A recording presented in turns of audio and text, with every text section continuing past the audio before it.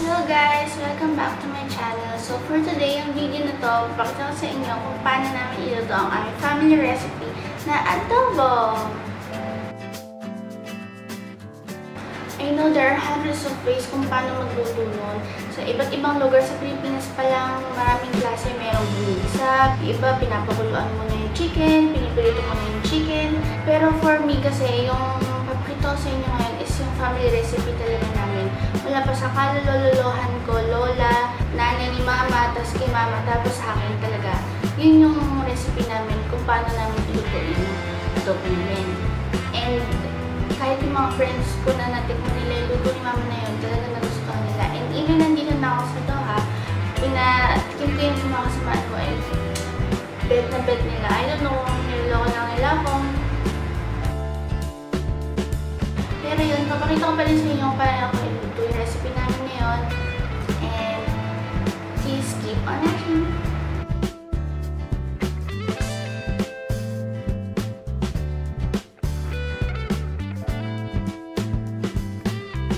Here's the clip of me cooking my adobo.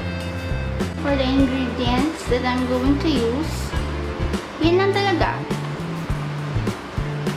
The chicken. I've got 1.5 kilo of chicken. And pepper.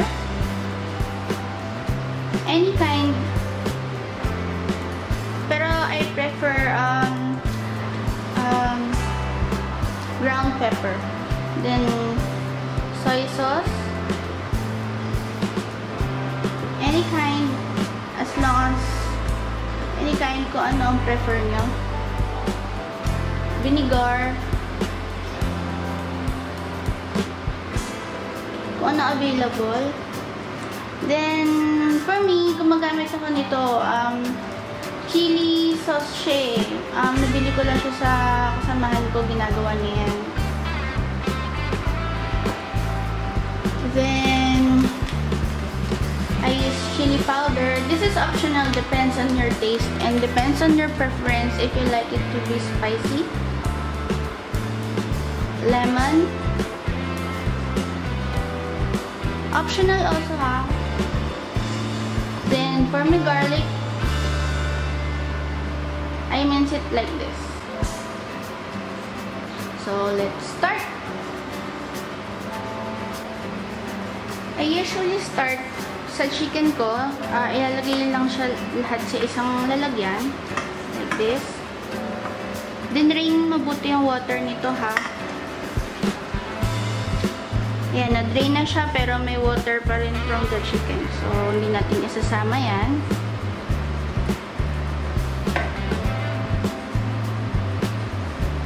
Isa natin siyang nalagay para hindi sumama yung water.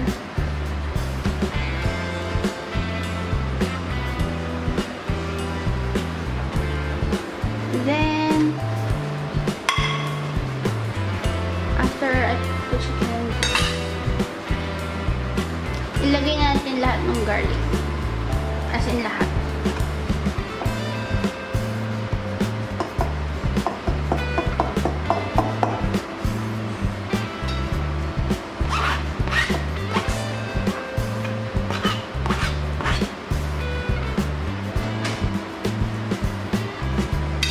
With your hands, clean hands, of course, universal precaution, kailangan malinis ang hands natin every time nagluluto tayo. Irarab ko yung garlic sa chicken like this.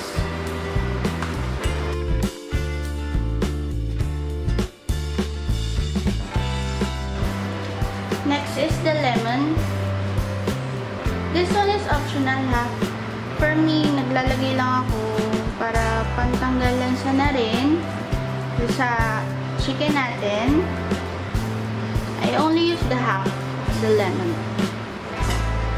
Then, mix natin siya para kumapit yung lasa niya. And then, I'm going to put the soy sauce.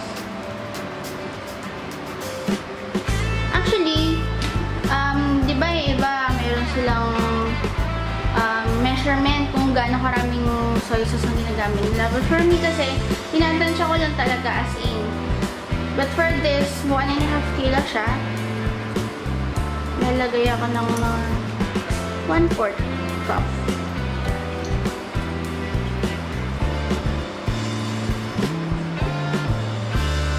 And then for the vinegar, ang ratio ng vinegar sa soy sauce is 1:2, okay? Kasi ang vinegar, makakaasim siya. And naglagay na tayo ng lemon kanina, ha? So, halo lang natin siya. Halo-halo lang natin.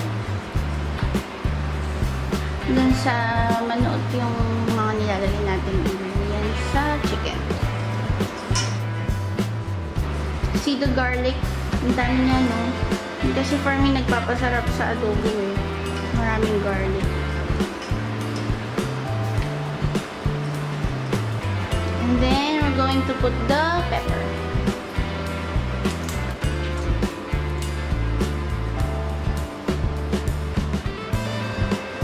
Marami akong maglagay ng pepper, pero depende pa rin sa inyo kung gaano karami gusto nyo ilagay. Mahilig kasi ako sa spicy. Kaya, may pepper na nga, meron pang chili powder, meron pang chili na parang oil. Pero depende naman sa inyo, pwede rin naman wala. It's optional. Don't worry. Then, ang trick ko dyan is tinitikman ko siya. As in tinitikman ko yung sauce niya. So, medyo maasim. Dagdag tayo ng konting soy sauce. Iba ayaw, no? Pero kasi, yun yung naturo sa akin ni mama, tinitikman niya. Hindi naman kasi totally titikman mo yung mismong chicken, no? Yung finger mo lang na na-dip mo dun sa may marinade. It's for you to know also kung may idadagdag ka or wala. Then, better kasi to, minamarinate din bago mo siya ilagay sa apoy. Then, isasalang na natin siya sa apoy.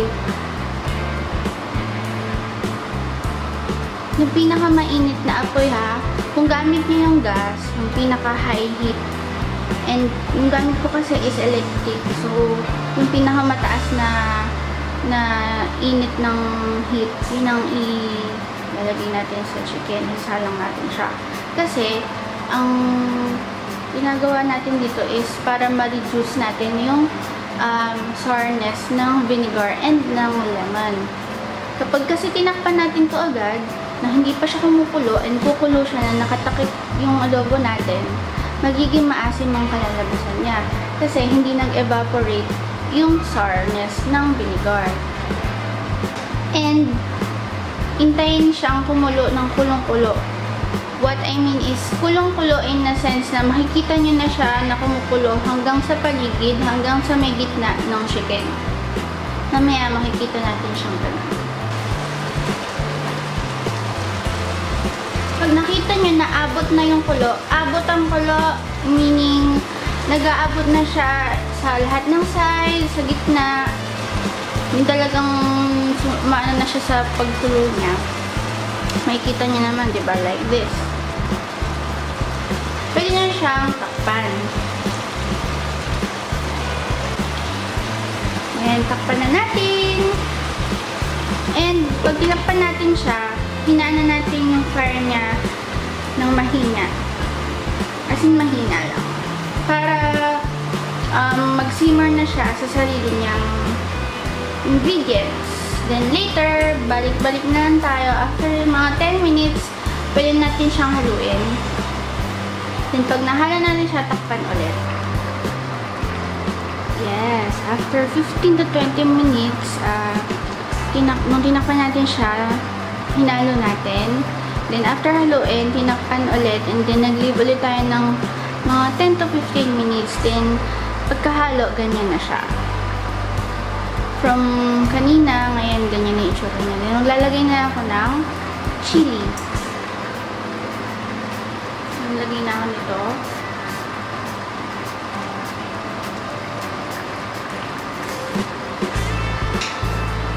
Depende sa panlasa ha. Ako kasi medyo maanghang. So, lagay ako ng isang teaspoonful ng chili.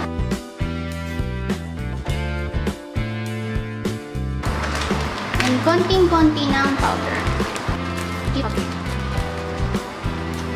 After nun, haluin na natin para masama na yung lasa niya, yung chili niya sa mga adobo. I didn't put any water on this, ha? Kasi yung chicken niya, kahit na i-drain ko siya, nagkakaroon talaga siya ng water. Siguro dahil sa chicken na rin yun, lalo na kung bumibili ka ng chicken sa groceries, syempre yung mabibili mo doon, hindi yun talagang fresh na kakakatay na manok. So, nag-release siya ng water by itself. Pero, kung matutuyo siya, pwede mo siya lagyan ng kaunting-kaunting water, like mga 1/4 cup of water, para lang maluto siya ng mabuti. Pero, for me, hindi ako naglagay ng water dyan. Yan na talaga yan. Kung napansin nyo, para siyang nagkaroon ng sabaw. Pero, yun na talaga siya. Then, ako, gusto ko siya, patutuyuin ko yung sabaw niya para maging masos siya. Ganun yung gusto ko kasi na adobo. Masos ng konti, pero hindi naman yung dry na dry. Parang medyo nagmamantika siya sa sarili niyang oil na medyo may sabaw ng konti. And then, ang mangyayari sa chicken kasi pag ganun is magiging tender na mangyayari kasi sa chicken pag ganun, malambot siya hanggang sa bones. Mananasahan mo talaga yung adobo. And takpan muna natin. And maya-maya, balik-balikan na lang natin. Kahit mga every 5 to 10 minutes. After 10 minutes na nilagay natin siya ng chili, di ba kanina? So, yan. Tingnan natin. Wow, sige. Ilagay na natin, ha? Yan, nagda-darken na siya ng konti kasi yung soy sauce niya is nanuot na siya doon sa mismong chicken.